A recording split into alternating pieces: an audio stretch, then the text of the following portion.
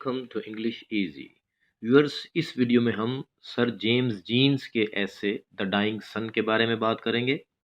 इस ऐसे में उनके बयान किए गए इम्पोर्टेंट पॉइंट्स को हम इस तरह डिस्कस करेंगे कि टीचर्स और स्टूडेंट्स दोनों के लिए ही ये पूरा ऐसे कवर हो जाए।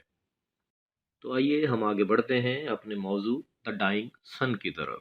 इस ऐसे से पूरी तरह इस्तेफादा करने के लिए या जो मालूमात इसमें फ़राहम की गई हैं उनको बहुत अच्छी तरह समझने के लिए बेहतर होगा कि आप इस ऐसे से पहले यूट्यूब पर एक वीडियो अल्लाह अकबर के नाम से मौजूद है, बल्कि कई वीडियोस मौजूद हैं, उनमें से किसी भी एक वीडियो को आप एक दफ़ा ज़रूर गौर से और तवज्जो से देख लें। उन वीडियोस में बताया गया है कि सूरज ज़मीन से कितने गुना बड़ा है, फिर सूरज से बड़े सितारों का जिक्र है, फिर उन सितारों से बड़े सितारों का जिक्र है, गैलेक्सी मिल्की वे का जिक्र है, फिर गैलेक्सीज़ का जिक्र है, और गैलेक्सीज़ मिलकर जो क्लस्टर बनाती हैं उसका जिक्र है, फिर क्लस्टर्स मिलके जो सुपर क्लस्टर बनाते हैं उनका मुख्तसर हाल बयान किया गया है।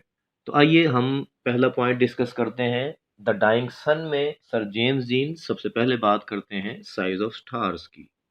उनके मुताबिक उन सितारों की तादाद बहुत कम है जो ज़मीन से थोड़े से बड़े हैं, जबकि ज़्यादातर सितारे ज़मीन से सैकड़ों हज़ारों गुना बड़े हैं।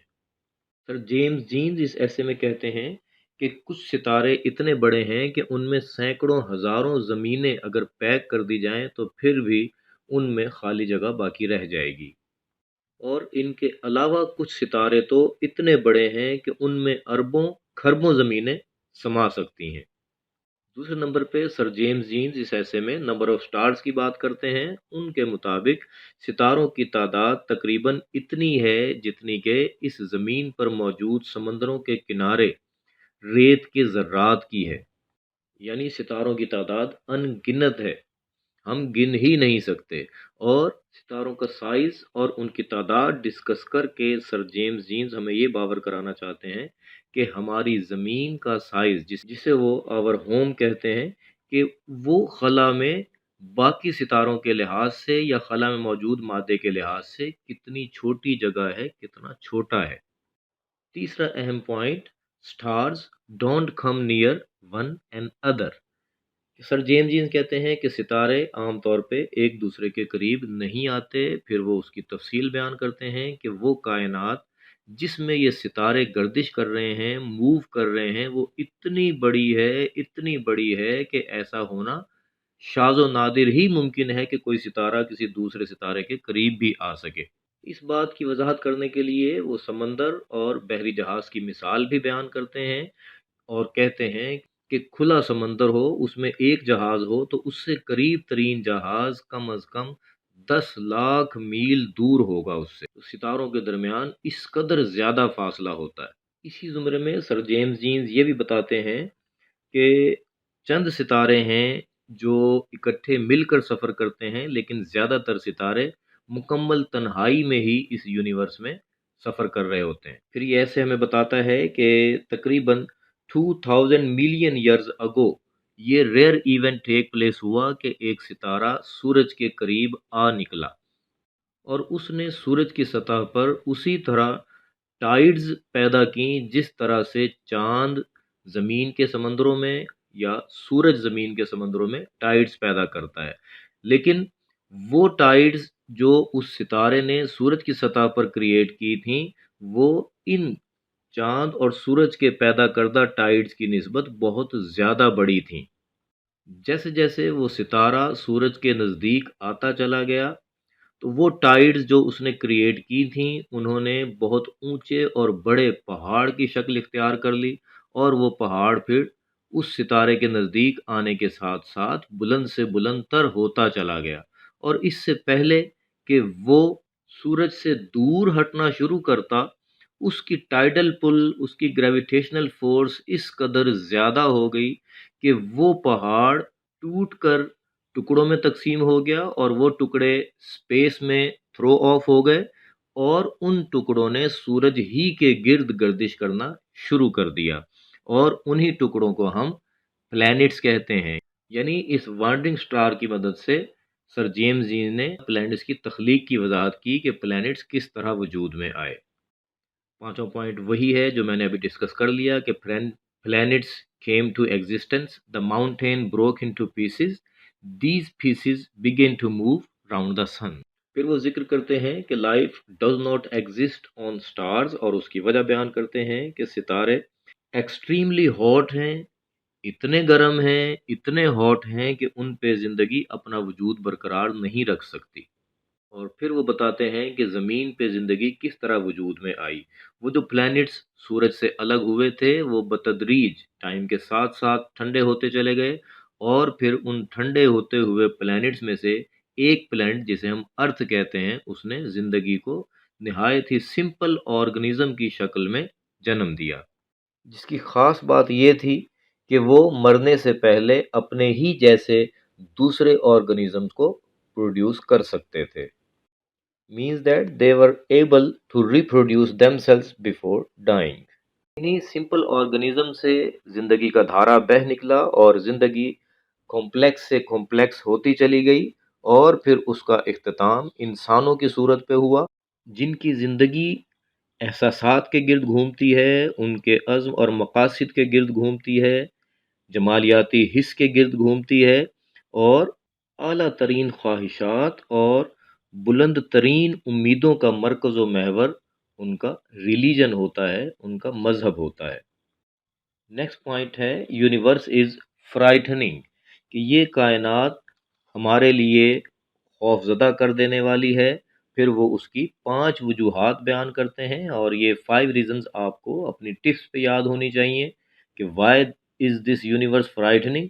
دس universe is frightening because of number 1 it's immense distances، اس کے سمجھ میں نہ آنے والے طویل فاصلے کے ہمارے حساب کتاب ختم ہو جاتے ہیں ان فاصلوں کو ماپتے ماپتے۔ Number 2 great stretches of time, اور وقت کا پھیلاؤ، کہ جیسے ہم صرف اپنی گیلیکسی ملکی وے کی ہی بات کریں تو اگر روشنی اس کے ایک سرے سے داخل ہو تو وہ دوسرے سرے تک پہنچنے میں 1,00,000 سال کا عرصہ لے گی۔ یہ صرف ایک گیلیکسی کا حال ہے۔ تھرڈ پوائنٹ ہے آور ایکسٹریم لونلینس، کہ ہم بالکل تنہا ہیں، ہمیں اپنے قریب قریب کسی اور سیارے پر کسی اور مخلوق کا سراغ نہیں ملتا۔